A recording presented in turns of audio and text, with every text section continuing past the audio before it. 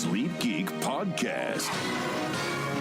It's a raucous romp through the mattress industry with your hosts, Mark Kinsley and Mark Quinn. Dos Marcos. Mattress industry mavens, hang on to your quilted pillow tops because this tick's about to get real.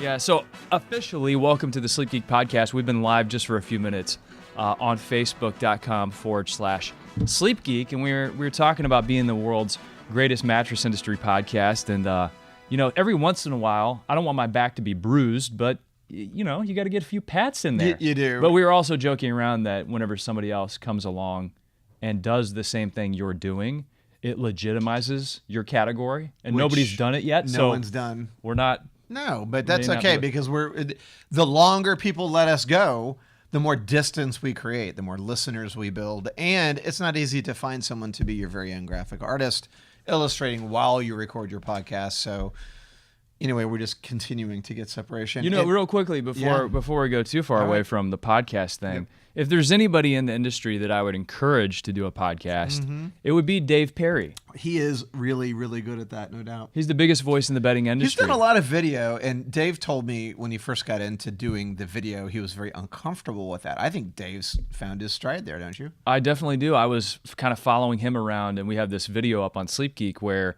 it's the Dave Perry Las Vegas market experience, and we just kind of followed him around to see what his day was like. And part of that day was spent with David Binky on set, asking questions, recording videos.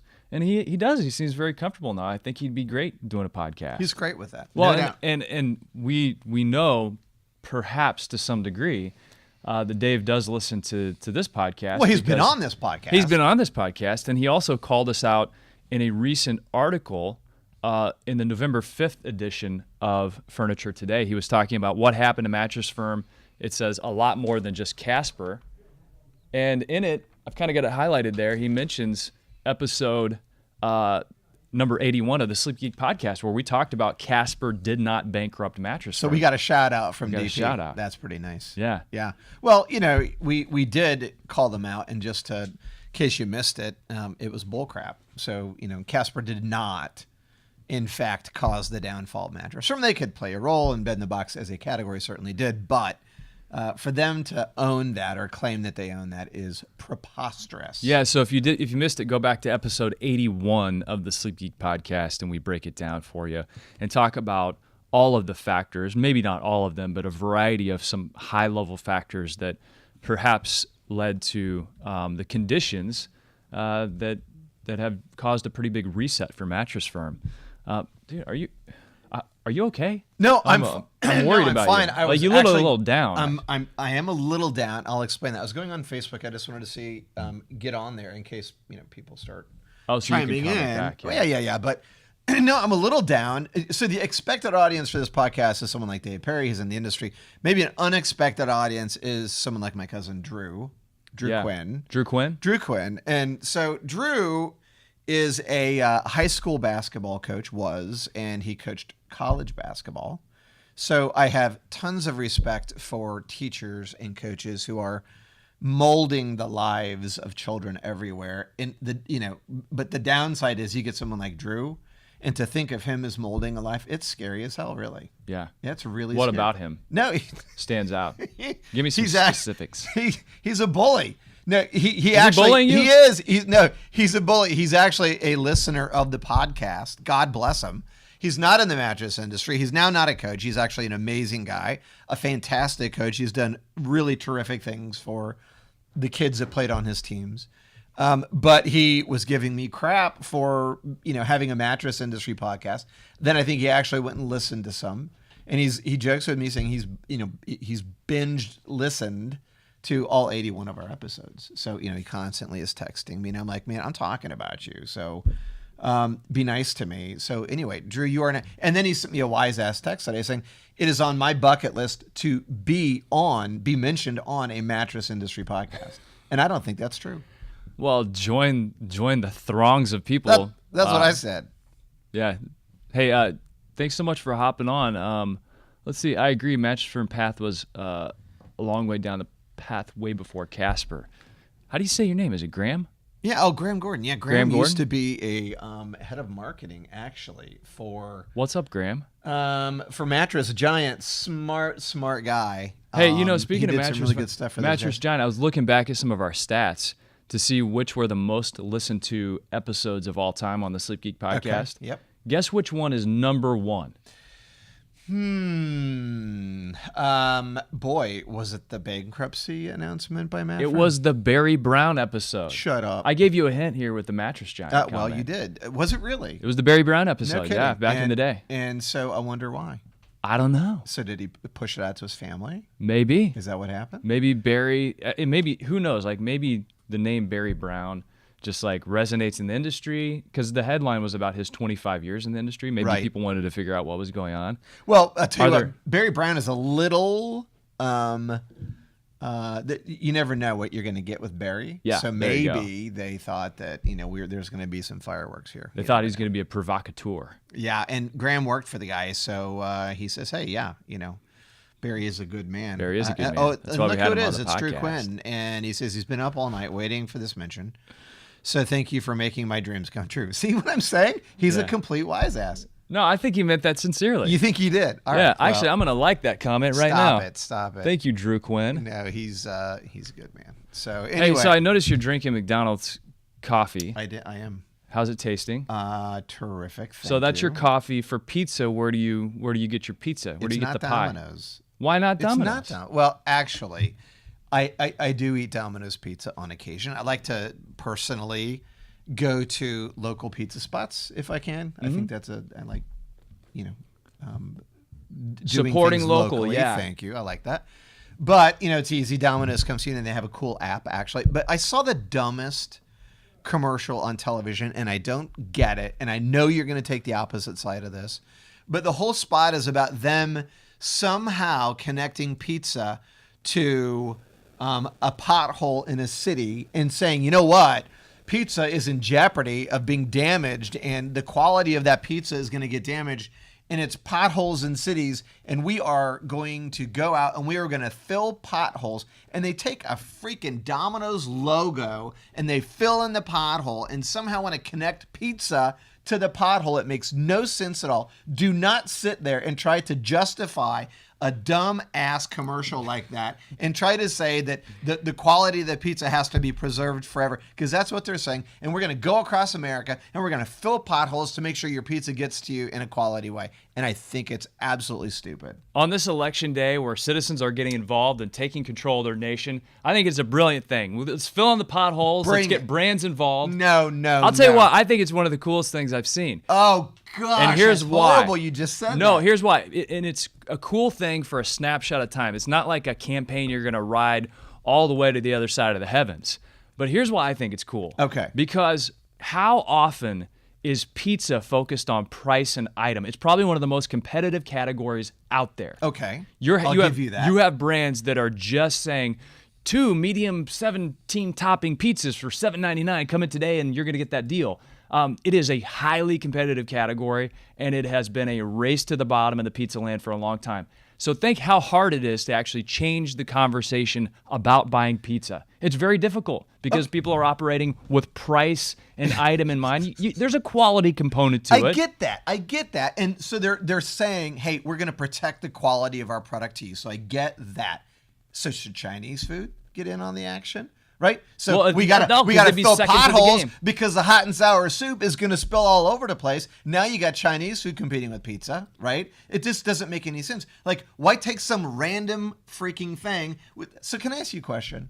How many times have you had a pizza delivered to your house that came with the toppings all jacked and thrown all over the pizza, right? And you open the box and you're like, oh my God, all the pizza toppings are everywhere. They must have hit a pothole on the way over here. Has that ever happened to you one time in your entire life? I've Do not had the lie. cheese like sliding all the way off of one side. Okay. And it was devastating. Do you think that happened? It was devastating. You stop it. Do you think that happened because of a freaking pothole? It probably happened because of a freaking pothole. No, it did not happen. It happened. The guy was smoking weed and dropped the pizza as he brought it to your doorstep. That's why your pizza. I thought the box smelled a little hempish. No, that's but- what happened, man. I'm telling you. There's no pothole that caused that. I'm sorry. Well, here's the thing, though. Your brain does not pay attention to that which is boring. Okay, we're paying attention to it. We're talking about it right now. It's creating controversy. That is brilliant marketing. So do you Because think other can't people just are do upset about this pizza commercial? I like bet we they're are? upset about it. I bet the competition is upset about it, just like they were mad at Domino's for coming up with a car dedicated to delivering Okay, pizzas. so stop it right there. So you're saying to me the competition is upset, which would imply that you think that Domino's Pizza saw a spike in their business because that dumb freaking commercial. I would bet money on it. Well, Oh, and I know stop that, it. like, if you look at their stock Okay. price over the past 4 years, Check out Google You have- for us right now. yeah, look at Google. Okay, Kirsten, Google that. Domino's stock price over the past 4 years. I want to falling know what it's after gone dumb from. ass pizza pothole commercials. No, because think about Google it. that because that's You where you're just gonna said, find should it. the Chinese food company, the Chinese food restaurant, get in on filling in potholes? No, because at that point they're doing what Domino's was creative enough to recognize. Let's make the conversation about getting your pizza there intact, high quality, and let's build a campaign around it. So you're saying And be let's unique. Be unique, be All right. different. Don't make it about price. So isn't there a message in this Creative connections. for the industry, the mattress industry, right? So it's not about potholes for us because a mattress could sustain that problem. Domino's stock price. Okay, give it to us. All right, So when did the I saw campaign some start? nods. When did the campaign start? Well, they've had multiple campaigns. They had a huge shift because their original one was what? They came out and said, our pizza has been terrible for a long time. That one I'm and fine we're going to with. fix it. That one I'm was fine the with. beginning. Admit it, own it. And then after that, think about it. You have to do things that are consistently creative. Didn't you they can't have ride the pizza same insurance? wave. We're going to insure your pizza You for can't us? ride the same wave. It's Stop going it. to break They're at gonna- so shore. they're You gonna got to say- get on a new wave. Okay, listen to me. They say that they're going to insure the pizza so it gets to you and it's in one piece and it's right. Like, isn't that a duh thing? Because aren't they going to do that anyway? Because if their pizza doesn't get to me and it's not in good, tasty No, condition, but here's what they're doing. Aren't they supposed This is to what they're replace doing. it? No, think about it. Now, heavens. now when people call up another brand like Pizza Hut Right. or Little Caesars or whatever it is, now they're going to say, "Is my pizza insured?" And They're gonna not gonna no, say they're gonna that. do that because they're sitting there going, No. "Well," and now the conversation is about Domino's and the things they're introducing to the market. Okay. Look at that stock price, Dive. Bro, oh my It God! it took no, a it dive. didn't. It totally There's like did. one little Look blip at on the it. radar. No, look right here. No, look at it middle from of back- August. Stop. That's the five. That's the September. year. No, go to 5 Look, years. Look where it is. It's in It's- November. It took a look at dive. the low though. The low was 168.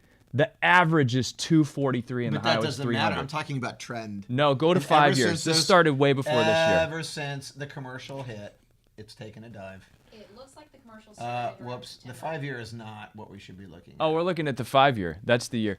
I think I It think took when- a dive. Admit. Can I ask you a question? Before Domino's came out with this stupid commercial, did you ever call a pizza company and go, you know what? I'd like a large pepperoni. And by the way, do you have insurance for this pizza?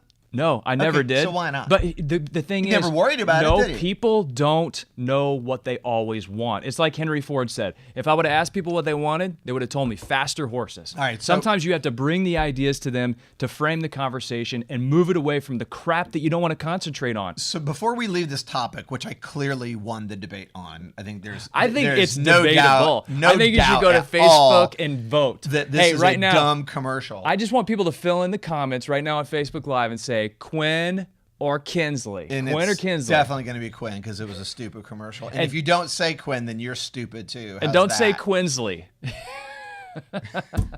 Kidding. No, so tie it to mattress industry, right? So Okay, so just is imagine. Is there a way, like, if you were a mattress brand or a retailer, is there a pothole commercial? Is there a unicorn out there that you could say, hey, you know what? Here's a clever way to get people to think about their bed that they normally wouldn't think about. Well, what if you did something like this? Like you're trying to make the conversation about something that's not price an item, that's memorable, that gets people to pay attention and argue about it, in a good Right, way, sure. because the middle is death, milk toast is no toast. Right. So think about it like this. What if a mattress company said, we're giving away a free sheep with every mattress, literally a free sheep. you're not gonna need it, but we don't need them anymore either because the sleep is so good. Right. Like just something that's so bizarre and absurd that people can't not talk about it. You can turn it into a PR opportunity, and they've turned it into this weird philanthropic thing for communities. You know, it'd be cool too. What about noise canceling headphones? So take something in the ecosystem of sleep, the environment of sleep, and give away free noise canceling headsets because noise is a disruptor. Or right? go in and install the biggest white noise system in a neighborhood that's go. very loud, Oh, like that's by a good train idea. tracks. Oh, I like that. Like we're going You're into this- thinking community. You're going big. I think that's kind of where this Domino's thing went for me. I see.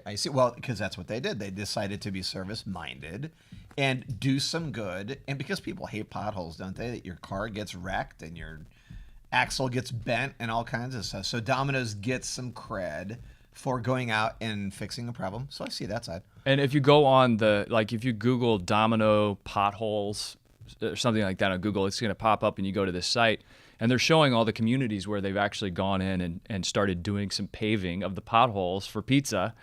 And it's really cool. And here's my guess, because I know you and I, if we can't agree on the Domino's campaign, I think we can agree on this. Whenever you go in and you talk to people and you uncover issues and insights, a lot of times you get this gem of an idea. And I bet they went out and they talked to their customers and they're like, yeah, what problems do you have whenever your pizza is delivered? And they probably had some stoner dude say, yeah, man, like whenever all the cheese and the toppings are like slung off to one side, I'm like, what happened? Did you hit a pothole on the way here? You know, in between bong hits, he's saying stuff like this.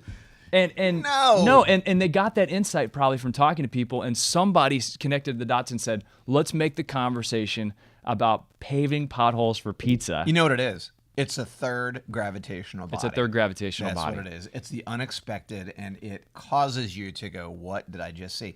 So I give him credit for being that and being stupid and for, I guess, getting us to talk about it, but I still don't think pothole fixing sells pizza. Well, let's just refer back to Exhibit A. Quinn the stock wins price. the debate, and the stock price took a dive. Let's not forget that. Oh, wow. Hold on a second. We've got potholes wreak havoc on millennial scooters. Says Thank Graham you, Gordon. Graham. Yes, that's absolutely true. Domino's is simply driving top-of-mind awareness. You have to stand out. No different than suggestive oh-ha in the mattress giant jingle. That was the old yeah. jingle for them. Yeah, good point. So I think that falls in the camp of Kinsley is what I heard. No, it doesn't.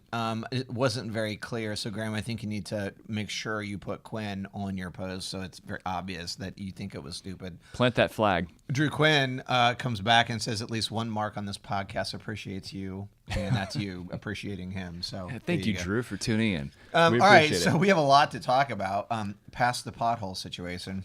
Well- I'm glad we resolved that. There's probably, I don't know, thousands of people out there having the same debate at home. So Yeah, you can calm down now, or just reignite the debate during the holidays, and then dinner talk table. about politics and put religion as well. politics aside and debate the Domino's Pizza pothole commercial. Well, it's really about changing the conversation, doing things No doubt. differently, and what that means. And one of the things you actually wrote about in your blog this week at mquinn.com was doing things differently in relation to the bed in the box space. Right. Well, okay, so can't beat him, join him, right? So the title of the blog was Gone Fishing, because I'm a huge fisherman.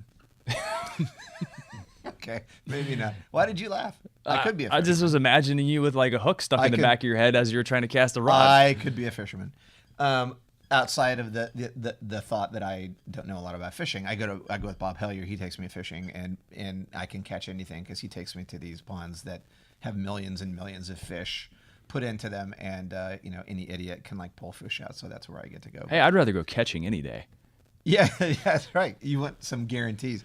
Anyway, so the idea behind the blog post was, so there's a lot of guys. So think about it, Kinsley. Who's spending the money in the industry today to advertise, right? So retailers are driving with their ad spend, right? So you have brands giving them co-op to help them do that. So that's all swing the door stuff. You got Tempur-Pedic beating their drum. I've heard, can't confirm it, but I've heard that they are spending less than in years past. So even that's kind of taken some drop.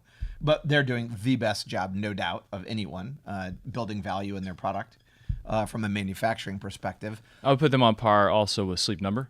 Well, yeah, Select sorry. Comfort. They just Sleep Number doesn't get the credit because they're just not in our channel of distribution, the traditional one. So I completely agree. Those guys do a terrific job, and probably more than what Tempur is doing. But the other traditional brands aren't spending the money, right? That is obvious to me anyway. That could be wrong. I need to see some numbers, I guess. But would you agree that intuitively that's accurate? Yeah, I would say with our industry blinders on, that's definitely true. And even whenever I talk to people outside of the industry about the brands that stand out to them, the kind of up-and-coming brands are the ones that seem to be grabbing the most attention, yeah. So then I shift gears into saying the bed-in-the-box guys, they're the ones spending the money, right? So Lisa and Satva and Casper, Tuft and Needle, less so, but more maybe into the Amazon space, Purple, without a doubt. And so the thought was, Nectar, if you can get some of those brands and put them in your store. Nectar, by the way, is on every YouTube ad I pop up. So whenever I go watch a YouTube video, almost invariably the Nectar pre-roll shows up. And it's the guy in the white lab coat, and they've got the little brain that pops up. It's really well done. I mean, very high production value, and you've seen growth around Nectar that's significant. Sorry, I didn't mean to cut you off, but that's something that's out there. It's absolutely right. And give props to Nectar even more that they have also kind of been able to be creative in their approach, and it's a very cheeky, kind of creative way that they're going at the mattress industry, and they're having some fun with that. So I like what they're doing for sure. But in Bob McCarthy, who is a friend of mine who used to be with Tempur, is now, I believe, their head of business development. Really good guy. Bob will do great things for them. But anyway, so Nectar, yes, and I think they are pushing into retail. But so if you brought some of those guys in, those are the guys spending the money. Those are the relevant brands. If you're brick and mortar, why not bring some of them in? But then I go on to say that might be a problem to do because I don't think a lot of them are pushing into traditional retail. And here's why. I don't think they compete, Kinsley. I think that you put Casper or one of those guys on the floor, I don't think their product competes with a lot of what brick and mortar has. There was a day when those guys came to market, meaning the Caspers and Tuft and Needles, and they said, we're going to have better value. We're going to be shortcutting the retail and delivering better value to the consumer. I don't think so. I don't think that they can perform or deliver better value than what a lot of brick and mortar guys have today. Now, Purple being the, I think the flyer on that because they have sleep technology. They have quantifiable ways to measure their pressure relief. Their creative is different, and they don't feel like anything else. So foam beds kind of get bucketed into one thing. So I think Purple's unique in that way. So I think they could compete. So what do you think about all that? Well, a lot to unpack there. Yeah, it's a lot to unpack. Let me go back in time, and let's specifically talk about Tempur-Pedic for a moment. Because the way that Tempur-Pedic came to market and the way that they built their brand around more of a direct model, I mean, they were some of the pioneers when it came to direct-to-consumer TV advertising. And then they built up a brand, they created demand, and then people in this day and age, almost many consumers won't be denied the opportunity to try a Tempur-Pedic mattress whenever they do come into the market. So if you look at that as kind of a pioneering effect on the industry, well, what's happening now? People are building their brands direct to consumer, and whenever you do that, you're going to have demand. And whenever you have demand, you can then go to your retail partners or your potential retail partners and say, hey, will you carry my mattress on the floor? And you work out a deal. Now, the difference being... And they have tons of leverage when you do it that way. Yeah, and I think in fairness, the difference being I would put Tempur-Pedic and Purple more in similar categories in terms of their initial go-to-market growth because Tempur-Pedic was such a different component material and Purple is such a different component material. They created a category. Yeah, they created a category. And if you go back and there's a great podcast right now with Bobby Trussell, the founder of Tempur-Pedic. Very good. And it's on how I built this. And thank you, John Ratched, for pointing that out on LinkedIn, by the way. He pointed out too. Okay, so I subscribe to How I Built This.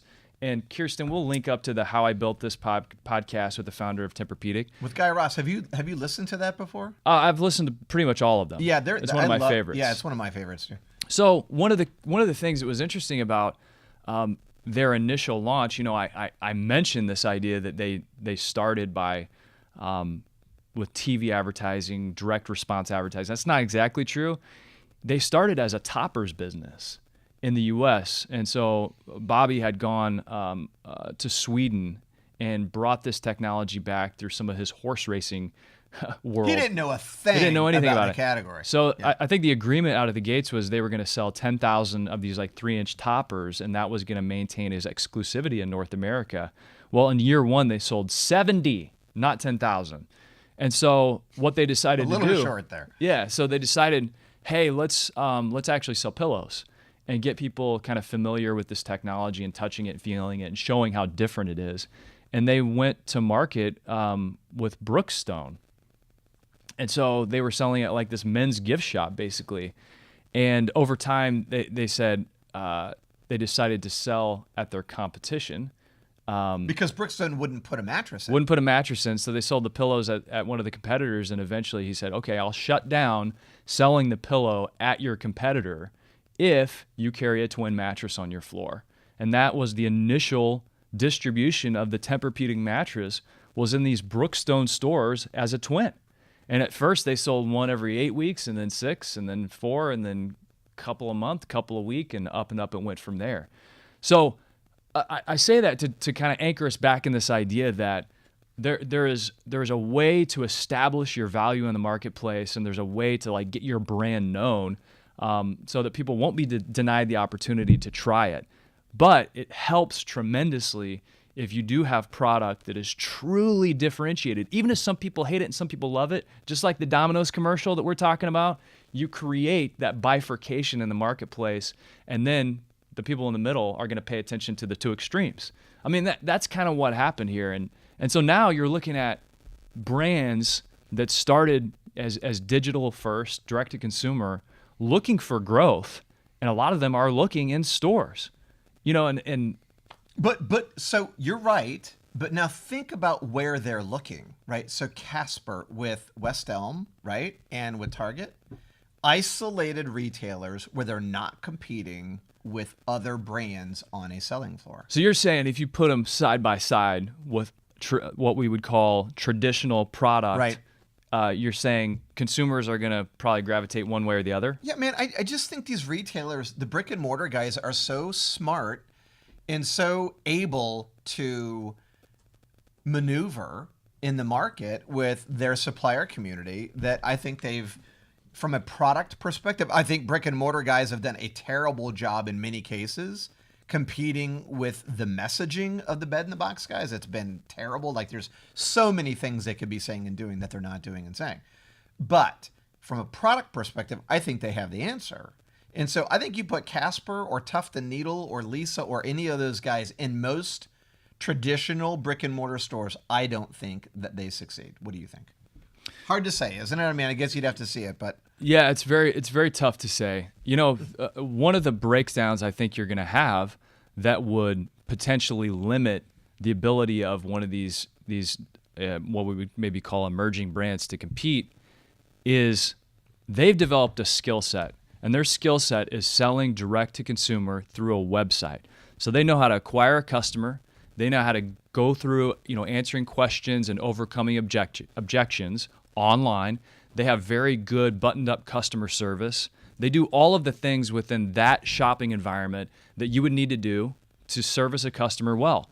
Whenever you start distributing product at retail, the skill set becomes training the retail sales associate, right, the retail manager, supporting with POP, coming up with creative ideas that are going to help them drive business. That is a completely different skill set. And it's what I always say. I'm like, look, if somebody comes along and starts playing your game, you should be better at it. No doubt. I agree. And they're going to be at a disadvantage if those continue to be the skill sets that are needed at traditional retail. And I think for the most part they are. That's going to put whoever comes into that arena at a disadvantage. You're not going to have the tools developed. I agree. I think the e-commerce brands are going to have a hard time pushing into brick and mortar traditional for all the reasons that we talked about. And I think they're having a hard time making money because of the fact that they are the cost of acquisition for a bed. It doesn't, like, the math won't work for them, I don't think. And I have some experience with this, having done it with Hero Bed, although I don't think we did it nearly as well as some of the guys doing it today. But to to get the math where the retailer is able to get a fat margin, and then they, as the producer, are able to get their margin, plus still sustain their business on the e-commerce side. I think it's difficult there. I don't know. We'll see. I could be proven wrong. Nectar's working it right now, so we'll see how that goes. Well, and I think you have certain e-commerce brands that their price points would potentially support retail brick and mortar distribution, and you have other brands that their price points, they're taking thinner margin because they're trying to compete, at on a message of fair value or better price or same price for the same materials type of message. Right. Well, at that point, you can't sell online and then have a retailer selling for hundreds of dollars more. So some of the brands I think that went up market earlier on are probably in a better position for that distribution. There's more margin. There's more margin. Yeah, that's all. no That's all it comes down to. Much more clearly said. No doubt. More so margin. we'll see what happens. But the last part of the blog, Kinsley, was if you can't. By the way, we've got. I have to interrupt here. Gabor Han. From Hungary. Gabor Han. Gabor Han. Hello from Hungary. Hey, well, Gabor, hello to you. Are we Dos Marcos pretty big in Hungary? I would assume that we are. Yeah. But I don't want to make that assumption. You don't get fan mail from Hungary? I do. No, not really. I think they must just be a fan of it must be one or the other. Uno Marco that the Hungry people. They must be really fans like. of the Domino's campaign. No, but I get a lot from China and Asia. Do you get any of that? No, not fans of me. So I have to break down why people in Hungary are Kinsley people, and then the Chinese. I'm gonna start rallying, and for more fans. You're gonna start like asking for. Okay, maybe I just reach haven't. out to them. Maybe I haven't. Yeah. Yeah, reach out. I'm gonna do a tour. Maybe I'll do a tour. China tour. Fine. My brother's there right now, by the way. Is he? But anyway, back to this. To the exclamation point to this blog post I wrote was, even if you don't bring them in, what if you you can't sell them and promote them because they aren't going to sell to you? What if you did this, Kinsley? What if you just brought in some of the top bedding in the box brands and you had them on your floor? Original Mattress Factory did this like 20 years ago, and they crushed everybody. You bring them in and you say, hey, look, consumer in my market, you want to come in? You like bed in the box? You want to see some of that stuff? Come to my store. I've got the 5 top brands. You can come in, you can lay on them, you can experience them, set up an iPad, they can buy it straight from my store. They'll ship it directly to you. Don't stand in the way of it. Don't be disingenuous. Give the consumer a shot at actually buying one of those brands. But say, here's my bed, right? So here's their stuff. Here's the one that I have for you. Same price point. We deliver it. We service it. We do all the things that we think you should be doing, right? And do it that way. Original Mattress Factory did it. And I was with Sealy back at that time. They would bring consumers in. They would have a Sealy mattress torn open. And so the consumers could see what was inside a Sealy and then what was inside an Original Mattress Factory bed. And they killed us because they just worked on less margin or whatever they were doing. And the consumer loved it. And then the story of, hey, look, what they say is great sometimes isn't necessarily great. And that way you could demystify the whole thing and create an opportunity to, number one, bring them in so they could actually experience some of the product and be authentic about it and say, look, here's an iPad. Buy it if you'd like. I have something else that I think is good. What do you think of that strategy? Keep in mind what he's about to say is also coming from the same guy that likes the Domino's pothole commercial. I just want to preface it with that. Go ahead. Now, I didn't mean to take anything away from you, but go ahead. Yeah, just chop me down at the knees right ahead of my comment. I appreciate it. All right. Okay, so I'm really big on creating your own category. Right. So what is the position that you can own in people's minds that nobody else can own? And I think if you take that position, then you're going to have to do it on a platform of product superiority. You know what I mean? You're going to have to be really well trained on the componentry, how that leads to comfort life. Sure. You probably want testing to back that up. You're really going into, like, in a digital environment, it would be maybe called a teardown. So, like, it's us versus them, like one versus the other. Here's what's going to happen. So if that's a position you want to take, then I say, yeah, that could probably work. Now, if your position in the marketplace is similar to like what Mattress Mac has done over the years, same day delivery.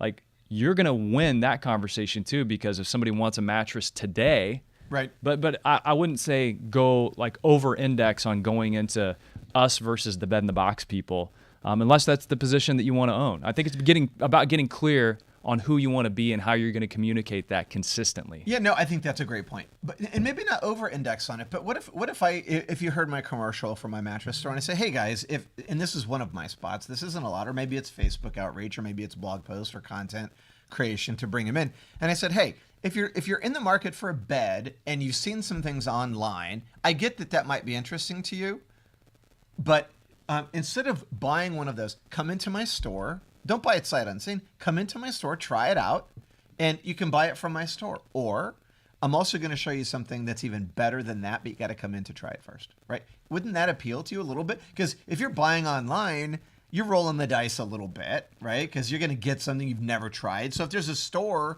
Sleep Sherpa did that. They've got a store in Minneapolis where they've got and one in Chicago now too. Is that right? Yeah, and it was cool. I've been there, and Ben at Sleep Sherpa is a great guy, and he's smart to do that. Look, and he wouldn't have that thing open unless there was a demand from consumers to come try out these brands. So I think it's kind of a clever way to bring it in. Well, and if you think about it, I mean, ultimately, the emerging brands, the Casper, the Lisa, the Tufton Needle, some Purple. I don't know if Purple has a direct, owned retail environments. The point is, these emerging brands wouldn't be opening up brick and mortar locations unless they felt like there was a significant portion of the population that still wanted to try the mattress. Right. They wouldn't even be doing it. So to your point, I mean, that line of logic seems to work for me because you're going to have people that are getting interest from this national advertising, and that interest is going to lead to them either to purchase it or for people to want to try it. And if people want to try it, you're either going to get them set up with a mattress they actually do like and they do get better sleep and it's not yours, so you're going to be serving the consumer, or you're going to get them into your store to try something that you feel is better and have a selling opportunity. Right. And so you're going to be able to address the market that is in the market for a bed, which is just whatever, the typical sense of that. But then you're going to get the people who come in online that also want to try it out. So anyway, I thank you. I think you're right, though. You don't want to be just about that. I think that's a really important point. So Gabor says, I think that I'm the only one who reads you guys from here. Okay, so you're listening, Gabor, just to set things straight. Okay, I disagree with that. And I think it's really your job. If that's the case, we blame you. You are now you are the official Sleep Geek ambassador, Dos Marcos ambassador, and we have an expectation that you're going to make us huge there. Yeah, not just an ambassador in Hungary. Yeah, you're now the European ambassador. Wow. All right. So thank you for that. Like in 12 seconds. Yeah, we appreciate it. I think we need to hold back. I think we got to see what we got to give him some room for growth. Huh? Yeah, I think we got to see what he can do in Hungary. All right. Well, you just got demoted by Quinn. Well, no, but I think Hungarian ambassador. But the territory is open for you, Gabor. Yeah. And I think in it for you, just for showing up, I think you let us know, and we'll send you a Dos Marcos T-shirt. So send us your address, and we'll send you a Dos Marcos T-shirt to Hungary so you can wear it around and really create some awareness. Yeah, just send us a direct message here to the Sleep Geek account with your address and everything. We'll send it to you. And by the way, Gabor, I think you've got middle to upper management written all over you. No doubt in the about Hungarian, in the Dos Marcos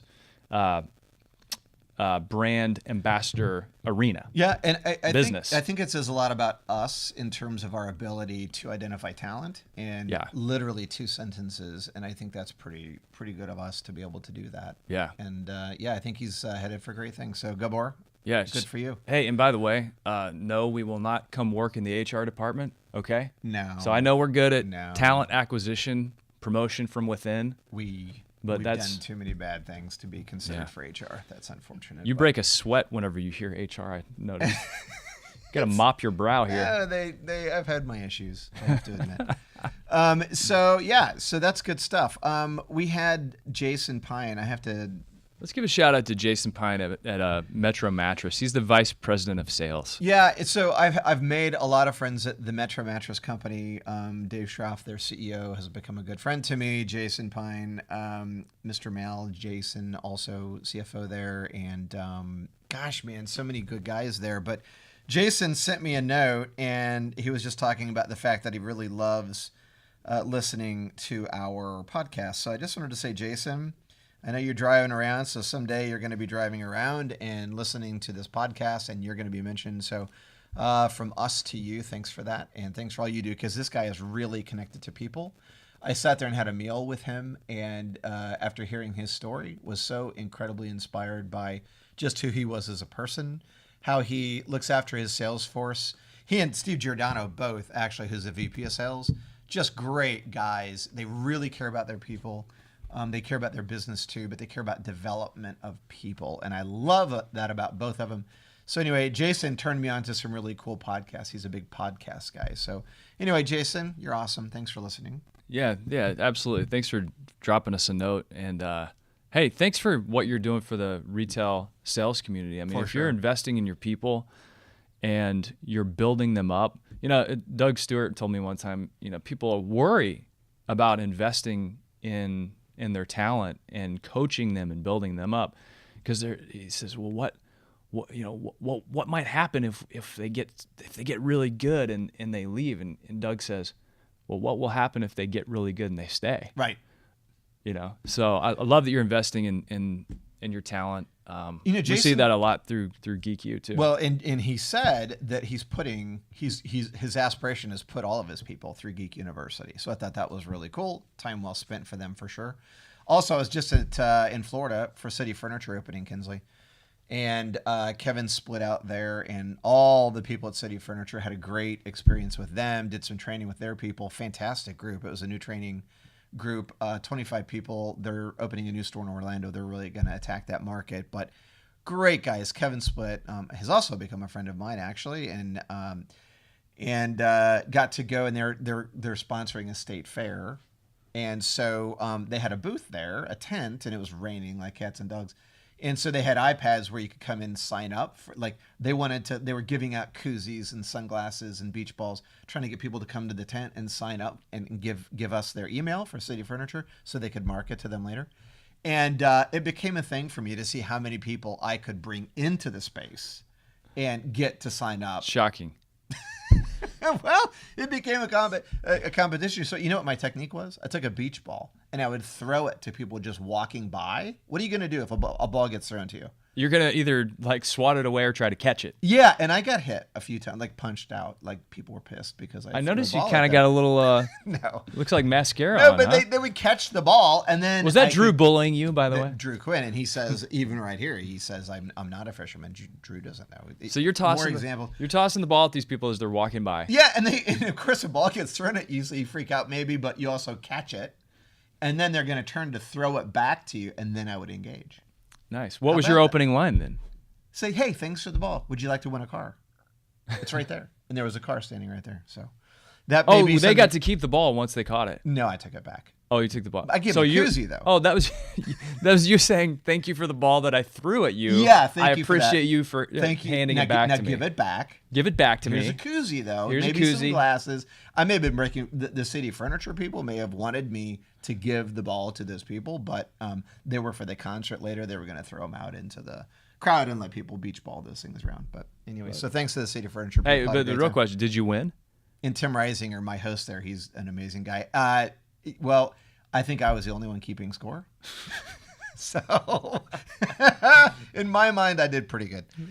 Did you see Ken's drawing back here, by the way? Yeah. Hey, by the way, if you're listening on the podcast, you're going to have to go to episode 83 on facebook.com/sleepgeek.